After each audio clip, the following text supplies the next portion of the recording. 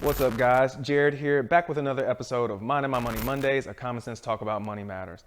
I recently came across an article that said that as part of a MassMutual financial survey conducted with 500 Americans aged 25 to 40, aka Millennials, only 17% of the respondents can answer all 5 questions correctly. Curious as to what those questions were? Think you could score better? Then let's take the quiz together, where I'll reveal the correct answers and the thought process as to why they are correct.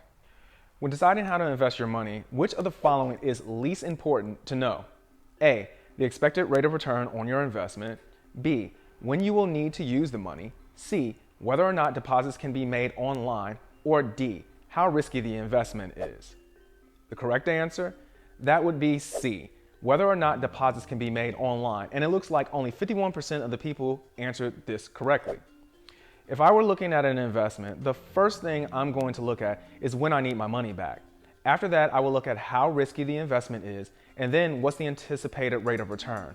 Remember, the most important rule of investing is to preserve the principal. So, will I get my money back should always be top of mind, not necessarily how easily I can make the investment. Question 2. What factor has the biggest impact on a credit score? A, having a variety of types of credit. B, the amount of money you owe on your credit cards. C, the number of years that you have used credit responsibly. Or D, your history of making payments on time. The correct answer?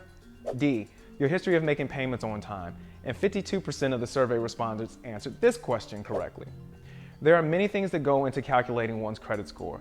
If you'd like to learn what those things are and see how I got my credit score to be over 800 points, then check out this video up here that we did a while back on credit scores. Question number 3. If you opened a new savings account, which of the following accounts will grow your money the most? A, account 1, which pays a 2% interest rate with interest compounded monthly. B, account 2, which pays a 2% interest rate with interest rates compounded daily. Account 3, which pays a 1% interest rate with interest rates compounded daily. Or D, account 4, which pays a 1% interest rate with interest compounded annually. So what's the correct answer? B, account 2, which pays a 2% interest rate with interest rates compounded daily. And it looks like 55% of the people answered this one correctly. When it comes to growing a savings or investment account, the things that matter most are how much is invested, the interest rate, and how that rate is compounded. The more frequently the compounding on a higher rate, well, the more money you'll earn. That's because compound interest is your money earning interest on interest versus just interest on the principal. So the accounts that would pay the most to least interest would have been 2, 1, 3, and 4 in that order. If you'd like to learn more about compound interest, then check out the description of this video for links to some videos that we've done on the topic. Question number 4. What is the best strategy to avoid paying interest on credit cards? A, have credit cards from 2 different banks. B, make payments online. C, pay the minimum balance each month. Or D, pay the full balance each month. So which answer did you pick?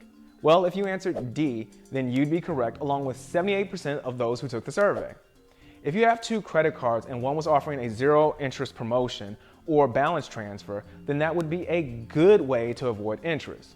But what if you only have 1 card or when the promotional period ends? Aha! Then that makes the best answer D, which is to pay your balance off each month. Remember, you only pay interest on a credit card when you carry a balance. Don't have a balance? Then the bank can't charge you interest. Capiche? Question number 5. Which of these is not a successful budgeting strategy? A, pay with a credit card if you have a hard time sticking to a budget. B, keep some extra money in your budget for emergencies. C, revisit your budget regularly and make adjustments. Or D, think about which items are your most important needs. Personally, I think the answer is kind of obvious, which is A, and apparently 79% of the survey respondents felt that way too. Listen, when it comes to budgeting, you need to figure out what items are most important, like food, clothing, and shelter. You then need to revisit your budget occasionally and make adjustments when things change. And if you want to play it safe, keep some extra money in your budget and always try to spend under your budget each month. If you need some budgeting tips, then check out this oldie but goodie from the channel. So how'd you do? Did you get most of the questions right? If not, what questions would you like us to go deeper on? Shoot us a comment with the question or the topic you want us to make a video about.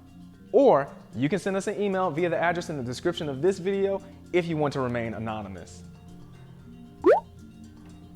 Until we meet again, I'm Jared Rogers, CPA, and let's all continue to mind my money, and I will see you all next Monday. Take care.